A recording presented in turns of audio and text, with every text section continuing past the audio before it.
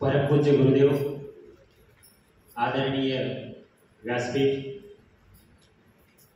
परीक्षक मंडळी आणि या परीक्षेनिमित्त उपस्थित सर्वत्र माझे मित्रमंडळी, बंधू भगिनी, आपणा सर्वांना जय गुरु.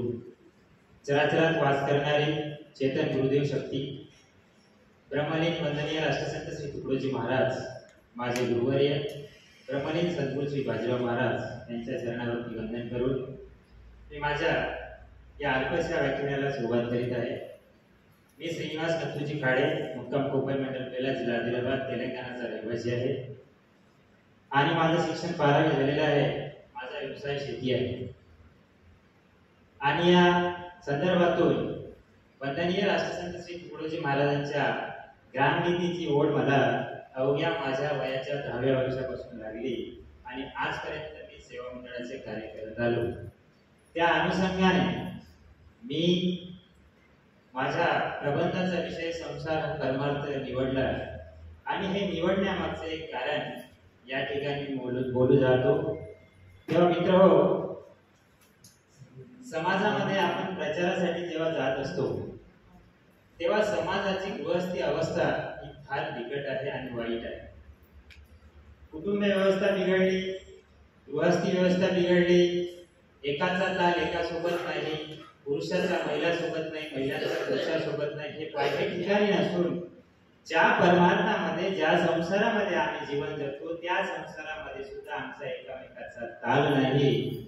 म्हणून त्यावर कुठेतरी चिंतन व्हायला पाहिजे आणि ते समाजापर्यंत पोहोचला पाहिजे. या उद्देशाने संसार परमार्थ हा विषय मी निवडलेला आहे.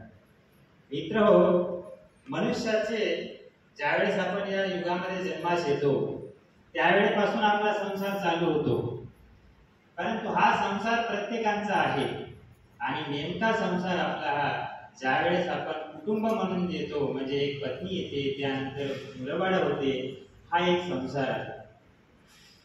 हा संसार कसा सुखाचा करायचा यासाठी महाराजांनी मार्मिकपणे अध्याय 3 आणि अध्याय 14 यामध्ये वर्णन केलेलं आहे.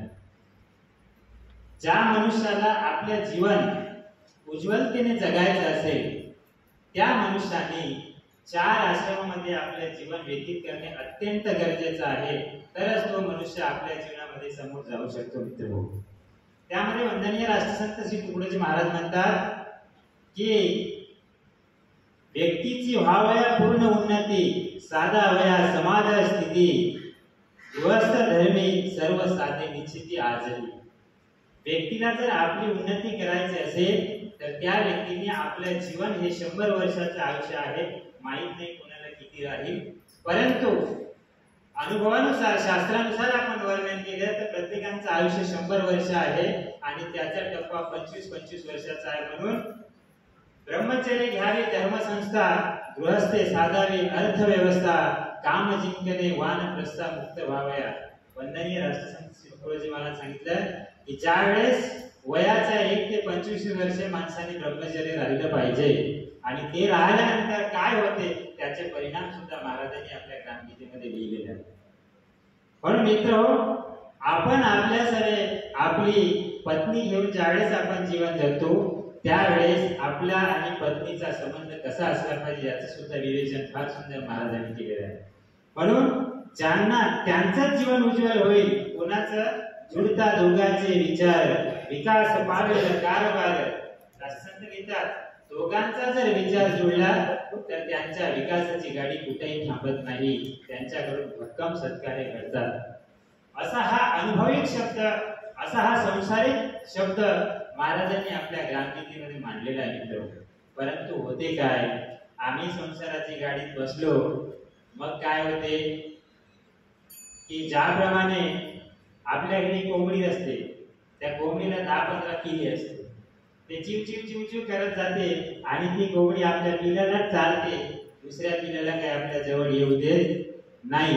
ही अवस्था आपली झाली. मी आणि माझं कुटुंब याच्या व्यतिरिक्त आम्हाला काही दिसत नाही, परंतु महाराजांनी सांगितलं याच्या व्यतिरिक्त पाहायचं असेल तर प्रत्येक माणसाला संसारामधून परमार्थामध्ये जायचं असेल आणि परमार्थ तेव्हाच साधते. मित्र हो, ज्या वेळेस आमच्या जीवनाची, आमच्या कर्तृत्वाची, आमच्या दिनचर्येची शुद्धता असेल, सात्विकता असेल आमच्या अंगी, तरच सात्विक. म्हणून वंदनीय राष्ट्रसंत श्री तुकडोजी महाराजांनी वर्णन करताना समाजातून आपण पाहताना मुलं बाळ, पती पत्नी, धन वैभव, महाल माड्या, हा जो संसार आहे हा संसार एक दिवस जाणार आहे. या संसारामध्ये आध्यात्मिक चिंतन करताना पुन्हा एक संसार आहे माणसाजवळ, तो म्हणजे वासना हाची भवसागर, आसक्ती हाची खरा संसार, ज्ञाने त्याचा पावने पार, मोक्ष हाची खरा. काय हे सर्व सुटणारच आहे, परंतु हे नाही सुटणारच, पण वासना कधी सुटत नाही आणि त्यामुळे पुन्हा आपल्याला जन्म घ्यावा लागेल आणि पुन्हा संसाराचं दुःख भोगावंच लागेल. यासाठी ज्याने याच जन्मी मोह मिटविले, उत्तम संस्कार प्राप्त केले, त्याचे पालनेचे फिटले जन्म मरणाचे वंदनीय राष्ट्रसंत फार मार्मिकतेने आपल्याला उपदेश करतात मित्र. पण संसारामध्ये आल्यानंतर आपण जगत असतो, जगताना सर्वांचा उद्देश पैसा कमावला पाहिजे, सर्व काही झालं पाहिजे, परंतु तो पैसा नियमाने मिळवावा, तारतम्याने खर्च घालावा, तरीच सौख्य देतो जीवाला जीवनामध्ये.